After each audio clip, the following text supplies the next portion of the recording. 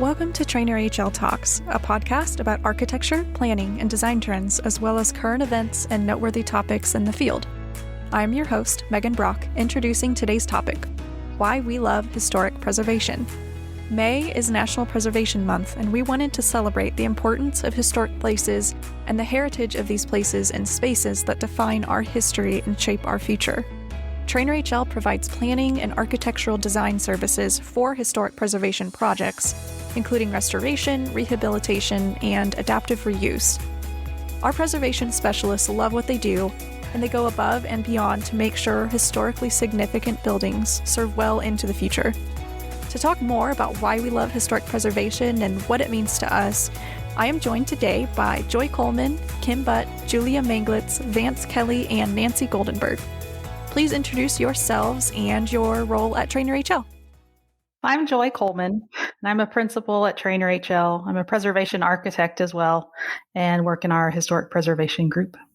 I'm Kim Butt. I'm a preservation architect and architectural historian and a principal in our preservation studio. And I'm Julia Manglitz. I'm a preservation architect, and I am an associate principal in our preservation studio. I'm Vance Kelly. I lead our historic preservation studio at Trainer HL. In addition to this, I serve as a principal in charge and architect of record for many of the projects that our studio works on with our different clients. And I am Nancy Goldenberg. I am also a principal in Trainer HL's preservation studio. In addition to being an architect, I am also an architectural historian. Great. Thank you, everyone, for joining me today. Let's go ahead and get started. So take us back to the beginning of your careers. Did you know historic preservation was where you wanted to focus? If not, tell me how you landed in this field. Well, when I went to architecture school, I did not know if I wanted to be an architect or if I would, and I definitely didn't know what I wanted to specialize in. I just thought I'd give it a try, and then it stuck. I definitely always was one of the few people that loved the architectural history classes. My architectural history professor used to bring a riding crop to her lectures so she could hit the lectern to keep people from falling asleep. I was never one of those people that fell asleep, but it was a pretty good tactic. One of my first architectural internship was out here in the Bay Area one summer working for my now father-in-law's architecture firm, and they had a project that we were doing an accessibility survey of the Stanford campus, and which meant basically I spent my summer measuring toilets, but I had a choice of which buildings I got to measure the toilets in, and that was the summer that I decided I really wanted to be in the pretty historic buildings. And so from there, really from that summer, my trajectory went toward historic buildings. I did not know that I wanted to be a preservation architect. I knew I wanted to be an architect in high school, and I didn't really know much about historic preservation throughout college. I had a few classes that we had projects that did additions to historic buildings, and I always loved those. And my first job out of college was at a university campus. And like Kim just said, I always chose to work on the older buildings, and I loved going through the original drawings and looking in all the little nooks and crannies for the evidence of the past. I knew that I wanted to be in historic preservation when I went into architecture school. So while I was there, I participated in the Historic American Building Survey, which was a class and a job. And it was a great first exposure to being out in the field and getting to know a historic building. Well, like many young architects, I really didn't know that I wanted to focus on one aspect of the architectural profession. It was shortly after graduation when I was working with my second employer that I had my aha moment. I was at work, working late at night, working on a project where the client really didn't care about architectural design. They basically wanted the largest building for the least amount of money that it would cost them. So here I was, and I had to ask myself, what was it about architecture that made me decide to go into this profession? What type of architecture do I want to be involved with for the rest of my career? And so I'm sitting there late at night and I'm thinking back, and truthfully, my first exposure to architecture was on our family vacations. We would jump in our station wagon and we would visit historic sites. And it was the tie between those historic buildings and the stories of the people who designed them, built them, or lived there, and the effect they had on American history. And it was at that point that I knew I would have a career in working with clients to help them preserve their historic buildings so that others could appreciate what past generations had created for us, left for us in order to appreciate. So with that decision, I really started to focus my career on learning anything and everything I could about historic buildings and about historic preservation. Well, I went to college in the early 1970s when historic preservation as a discipline was really in its infancy. And looking around, I found that I didn't like the new buildings that were being constructed at the time. And I was especially discouraged to see that the buildings that I liked, which were the older buildings, were being demolished. I actually almost changed my major to music, much to my parents' chagrin. However, I stuck with architecture. And I was enamored of my architectural history classes. That was the bright spot. And then during a gap year, I traveled to Europe and the East Coast and became convinced that I really did want to work with old buildings. But I eventually got my master's degree in architectural history, and my first job was with New York State. So like Vance, I spent a few years working for a government agency. In my case, it was the Bureau of Historic Sites. So we specifically worked with state historic sites, and I got a lot of experience with house museums and also got a lot of experience with conservation. It sounds like you were all drawn in different scenarios and found various ways to connect with these buildings you came in contact with. Very cool. So let's talk more about your passion for these buildings and this profession. What would you say you love the most about it? I think my favorite thing, what I've enjoyed most, it's kind of silly, but I just love being able to explore and go into the historic buildings. I enjoyed going down to see the mechanical room or to go up in the attic and see where they're storing all the extra pieces. And I love getting to go in that behind the scenes space. I think the variety of different types of buildings that I get to work on and the knowledge of those before the project starts. Often there are projects that start on buildings that we have been kind of tracking for years. And so we know a little bit about them before the project even comes up. I would agree with the points Joy and Kim have made. And I'll just add that I think the thing about historic preservation that I like is that I am always learning something. I'm always learning about the building, the history associated with the building, but every project brings a different set of technical challenges. And so I'm also always learning from our consultants and from the contractors that we work with. It's just this sort of constantly expanding knowledge base about how we interact with materials and spaces and how best to care for them. It never gets old. It's never the same day. To me, it goes back to the connection of the stories to the buildings.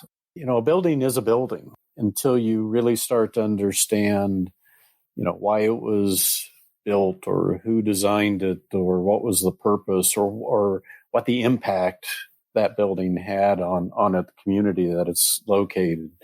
That it is more than just a pile of bricks or stone. It has more to do with the people that had the vision for creating and using the buildings. And I don't think you can separate the two. I think they go hand in hand. As we work on a project, we try to help the clients understand the importance of that allows them, as they look at the design process of trying to capture that, to build upon that story, to make sure it's being told, make sure it's still being seen.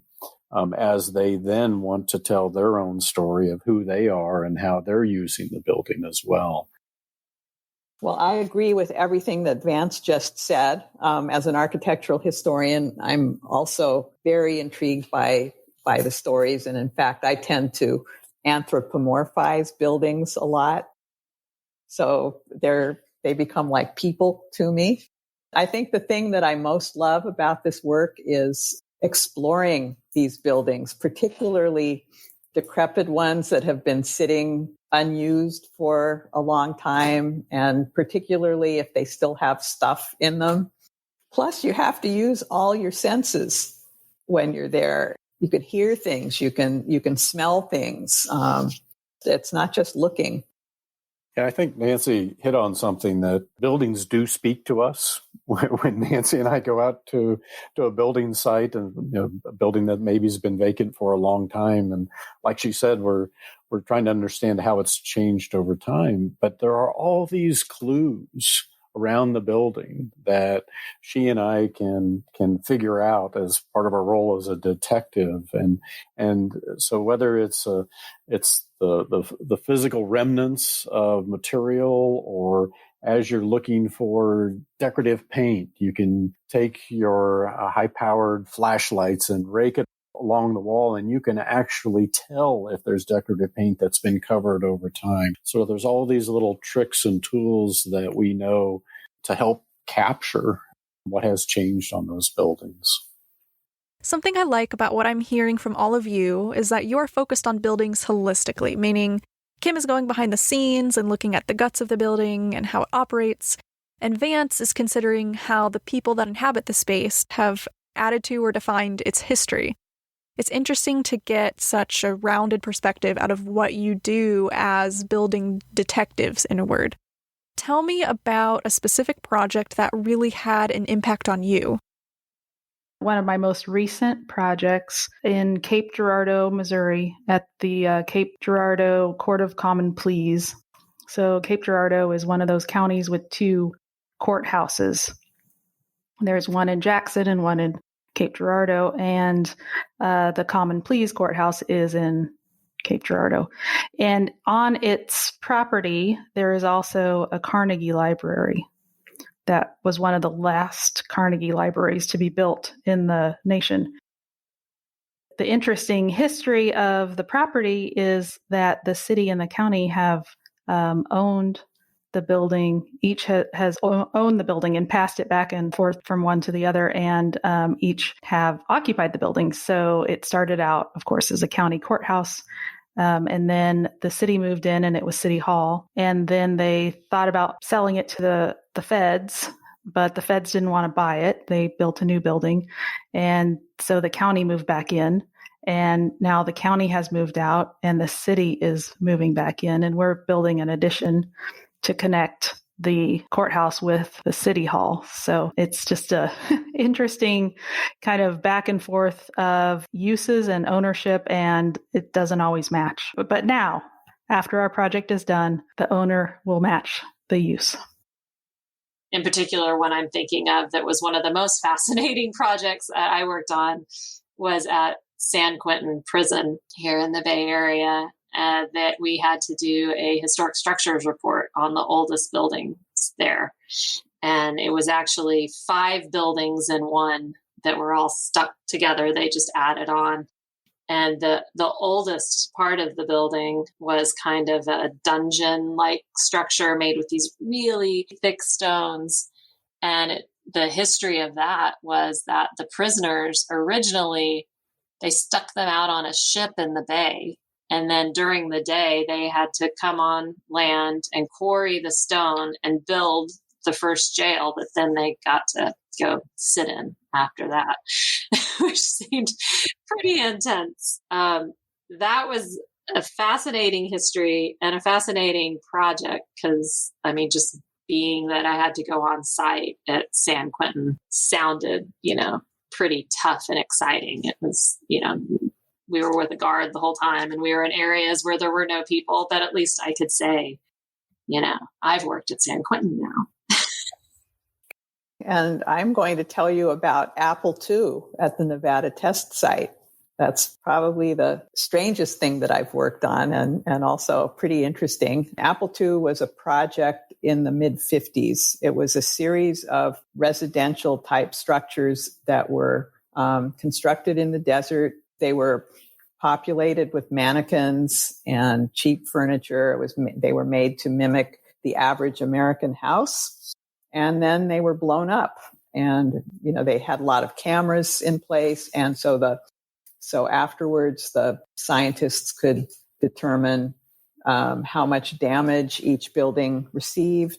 The ones that were further away from ground zero survived. And so the two that we worked on were the furthest away, and they were still standing, although damaged by the blast. And I think they were also looking at different construction types to see what could resist a nuclear explosion better. So part of it was meant to inform future building codes, and part of it was to see what happened to the common contents of a building in a nuclear explosion. And I think the main point of the project was PR. This was heavily publicized, and they wanted to show the public that nuclear blast could be survivable, even though really it couldn't. But there was a big PR component of the project. The catalog of interesting site visits is long. I don't know, being on 40-mile-an-hour wind on the south face of the Oklahoma State Capitol and a 150-foot lift. Also being on wind and a 180-foot lift out at an old psychiatric hospital in Topeka. A lot of my interesting field stories have to do with being up somewhere really high. And I'm actually afraid of heights. So it's always a challenge. There was the field investigation for the tower at Fort Leavenworth, which was really scary. That was a crane basket. And then we wound up having to do that for the State House in Topeka, and did it again for another building in Topeka. I think maybe for me, the most fascinating history or project that I worked on probably was the state capitol in Topeka, the Kansas State House. That building is really huge and amazing and ornate, and it always blows me away when I think about that building and think about what Kansas looked like when they set out to build that building. A lot of people were living in soddies and log cabins and dugouts. For them to have the audacity and vision to say, we want a capital that is this large and this grand, I think is really something. And I think it really speaks to a spirit of the times and a spirit of the people of the state.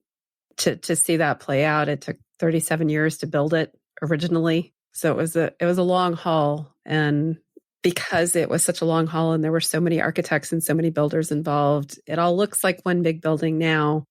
But when you really focus in on the details, you can start to discern the different eras of construction and the different hands that made it, and how technology changed over those 37 years about how we build buildings. So to me, that's one that's just fascinating on so many levels. And then there's just so much history. Every project that we worked on certainly has a story behind it. And usually the history is what adds to the interest in the project. But I think one of the projects that really did influence me more than others was probably the opportunity to work on the preservation and restoration of the Kansas State House. And, while the buildings is extremely important to the state, you also have to remember what our country had just gone through. Kansas was brought on as the 34th state in the Union. It was brought on as a free state, not as a slave state. And the Civil War was going on started in 1861. And after the war is when Kansas decided that they were going to build their new capital. And like many states who built their state houses or capitol buildings after the Civil War, many of them really looked to the U.S. Capitol as a design inspiration. And I think they did this, yes, partially because of the architectural design of it, but you also have to remember back during the Civil War is when they were building the dome on the U.S. Capitol. And so here we are in the middle of the Civil War, construction is going on. You have members of Congress just wanting to stop construction, saying, look, we have a war to fight. We have dollars that shouldn't be spent on this. And if it wasn't for Abraham Lincoln, who said, no, you have to understand that Capitol is a temple of democracy. It's a symbol of democracy. And all these young men that are coming from surrounding states that are traveling through Washington, D.C. in order to go fight the war, they need to have a symbol. They need to understand that the Union is strong and it's continuing. And when you remember that story about a temple of democracy, and then you think about the states that built their Capitol buildings after the Civil War, it is because it is such an important symbol. It's not just a building, and it's not a building that we should look to just because of its architecture, but it is the idea that was created. It's that temple of democracy. And to think in Kansas, they built that in the middle of prairie, it's pretty incredible. So these places are historical and important to us because of what they symbolize and how they provide evidence of the past in this country. Currently, there's a lot of dialogue about national symbols and what they represent, drawing some concern about memorializing the dark parts of our past. I'd like to get your input on what you've been hearing within the preservation community and how you see this changing in the future. I do think that historic architecture as symbols are a reality of the situation. I'm heavily involved with the National Trust for Historic Preservation, and back when there was the initial discussion of should we be eliminating or removing the statues that are on the grounds of courthouses or state houses. And it's a difficult discussion, but it's a discussion that needs to occur. And I think that's what the National Trust was trying to say, is we cannot hide what has happened in the past. And maybe it's best not for us necessarily to remove what's there, but to make sure that we are telling the full story, making sure that we are telling the other side of the story. And that certainly does not happen historically. The story is told by the victor and not those that are oppressed. And my example of being able to work on a state house or a Capitol building certainly resonated with me when I saw the events that happened in Washington, D.C., the storming of the U.S. Capitol, that here is this sacred temple of democracy, or I and many others see as sacred, and to see it being attacked in that way certainly brought back concerns that we have, and concerns of how things are divisive right now. And we in architecture probably are more aware of it in historic architecture because of the stories that many of these sites have. And some are difficult histories, and others are really good histories. We're helping the congregation of St. Mark's AME Church in Topeka, Kansas, a small Black congregation that has received some federal dollars. And why is this church significant? Well, it's because Reverend Oliver Brown was the pastor of this church, and Reverend Oliver Brown was one of the plaintiffs in Brown versus Topeka Board of Education, the historic civil rights legislation that changed not only education in the U.S., but also across the world, and as another symbol of what can happen, and the need for these stories to be told, and the need for people to be able to experience the sites, to me, is extremely important, because if we're not careful, history can often repeat itself in a negative way. Yeah, and I think one of the reasons for preserving the more embarrassing or the negative aspects of our history, as Vance said, is so that we don't repeat them. But there's a lot of denial these days about events even having happened. And I'm thinking of people that deny the Holocaust, for example. If you keep the physical relics of those stories, then there's a physical monument. There's something that says, yes, this really did happen. It's not something that we like. It's not a good thing, but you can't deny it because here is the physical manifestation of what happened. That's one of the reasons that I think preservation at the Nevada test site is important, because it shows us that, yeah, we had a Cold War. We did a lot of nuclear testing. These are the relics. It's one of the reasons why remnants of the Berlin Wall were maintained, so that you can preserve that history and hopefully, we don't go down that way anymore.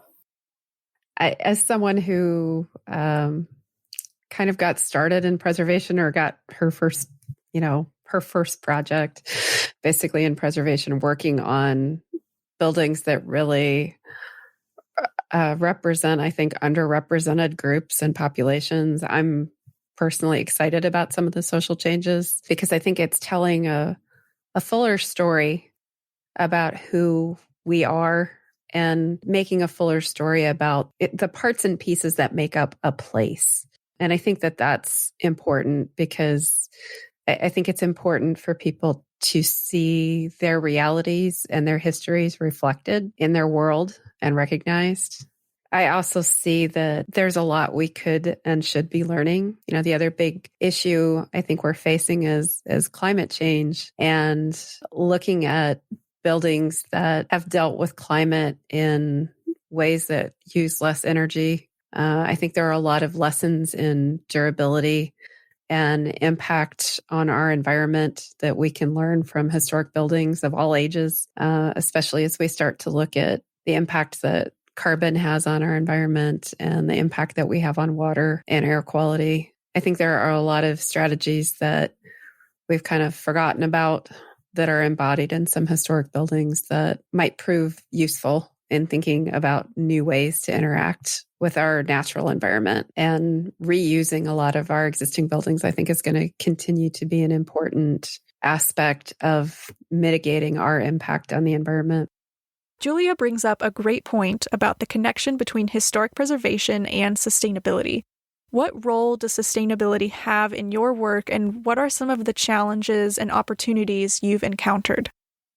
Historic preservation isn't stagnant. It's not about living in the past. It's not about stopping progress. What we're dealing with, of course, is trying to make sure that the existing building stock has a future. And we understand that buildings have to change over time. You have to, of course, look at what you have, understand what you have, what's significant about what you have, and then make sure that the building can function for today's purposes. And that does mean also then making sure that what we do within that historic building takes into account the things that are so significant. And today, when we're dealing with environmental issues and climate change and renewable energy, all of that can be incorporated into the work that we do in preserving historic buildings with very energy efficient systems nowadays. But when you look at it simplistically, think of recycling these buildings. And if we didn't recycle them, if we didn't reuse them, all of that energy and hard work that was put into putting those buildings together would be lost to a landfill. So when you look at the big picture, it's a pretty simple concept that historic preservation really is looking at it from an environmental impact. Those are decisions that we really need to make in order to make sure that these buildings can function and meet the needs of a modern society. And those are all the details that we as design professionals are able to help influence and make sure that we're headed and treating the buildings in the right direction. Yeah, and I'll add to that.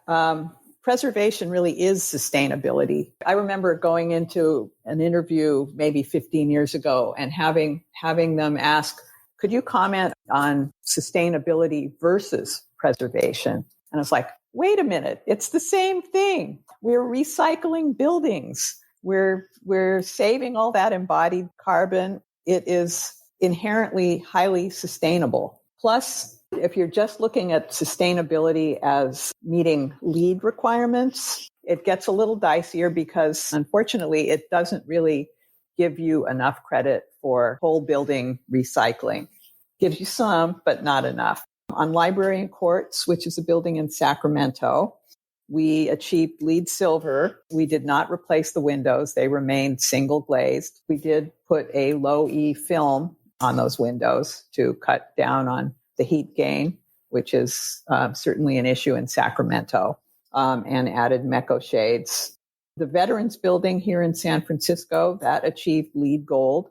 And again, we kept the windows. They were not double glazed, but we achieved a high level of, even with the LEED system, we achieved a pretty high level. Another thing is that many historic buildings were constructed before modern mechanical systems were created. And so they have a lot of inherent qualities that help to achieve reasonable climate control without the modern mechanical system. Things like ceiling fans and transom windows in corridors that allowed cross ventilation, things like that were smart ways of achieving user comfort without using a lot of energy. Yeah, and speaking to that, I think that energy efficiency is important, but also I think that setting up expectations of physical comfort is also effective.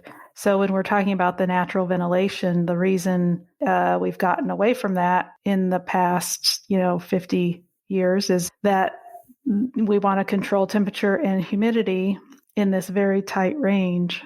And I don't know that that is sustainable or all that important, really. If it's 95 degrees outside, does it really have to be 68 inside?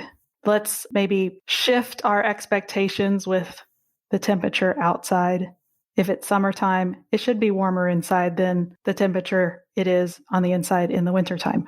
Also, don't let the windows be thrown away. That's like, you're never going to get them back. And the new windows, you might think they're more energy efficient, but think of all that energy that went into making them and shipping them to the building location.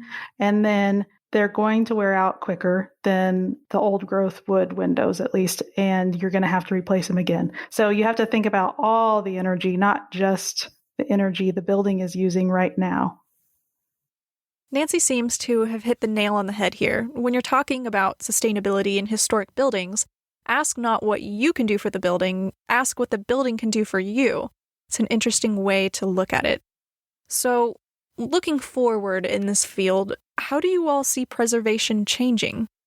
Well, the first thought that comes to my mind is that now we have a whole new generation of buildings coming online that people are going to have to be convinced are worth preserving. In the 60s, it started with convincing people that Victorians were special and unique and needed to be saved. And now we have mid-century modern coming of age. 50 years is the age, right? That's where we start looking at things, which you get a lot of people saying, that's not historic. 50 years, please.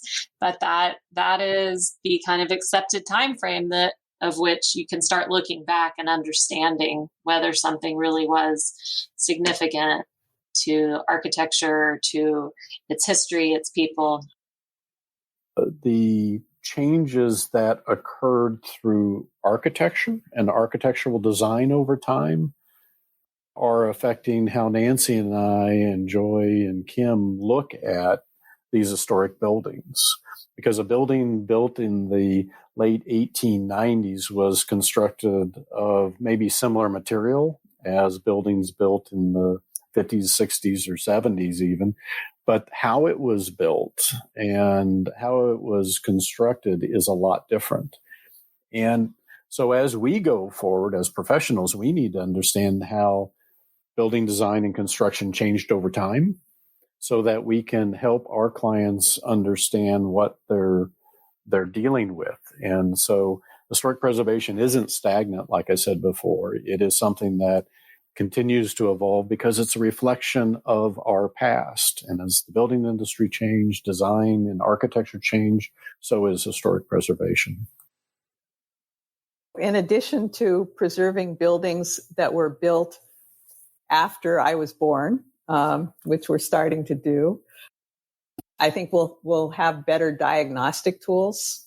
I'm already seeing that. I mean, even in the last 10 years, we've got a lot more tools we can use when we are doing those explorations that we were just talking about. Sustainability will become even more important. And then another thing that I'm beginning to see is that there will be a broader understanding of and focus on preservation of non-material or non-physical aspects of culture. I mean, here in San Francisco, for example, we've already got a landmark business program, and that acknowledges businesses that have been around for 20 or 30 years. They're an important part of our city also, not just the buildings that the businesses reside in. I've been to lectures about preserving other aspects of culture like song and dance. And so I think we're going to see more of that in the future. Things are changing politically. The history that you have learned and you have been told and that has been invented by whoever is writing the history, is that more important than another history? So I think maybe it's going to broaden the conversation in what's considered historically significant and not always tied to a physical structure or a building. But I think that the whole movement started not only to save historic buildings, but to preserve the physical remnants of the history of a place. Fantastic points. As we head into what's next in historic preservation, what do you want others to know? What is your advice? I think I have what I would say to a client or a building owner is not to fear preservation or fear regulations. There are a lot of people just think, you're not going to let me do anything with my building. I don't want to deal with a historic building. It's scary. People are going to tell me what to do. And I would just say, let's look at it as an opportunity to enhance this gorgeous building or to move forward. But I unfortunately see a lot of misunderstanding and fear about what it means to work with a historic building. There's a lot of really great opportunities available in working with something that's existing. It's better for our planet to use an existing building than put it in the landfill and build new. And you can learn from them in so many ways.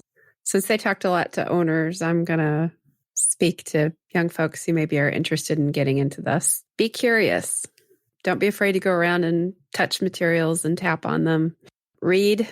Take every chance you have to get your hands dirty and understand how things are put together, because it is so important in what we do in trying to analyze what's there and what's possible and what's not possible. Just never stop asking questions and being curious. Great advice. Thank you, everyone, for joining me today. Trainer HL will be participating in National Preservation Month all throughout May on social media, sharing some of our favorite buildings and their unique histories. See episode notes or visit trainerhl.com to learn more about how we've helped our clients with historic space solutions that fit their unique needs.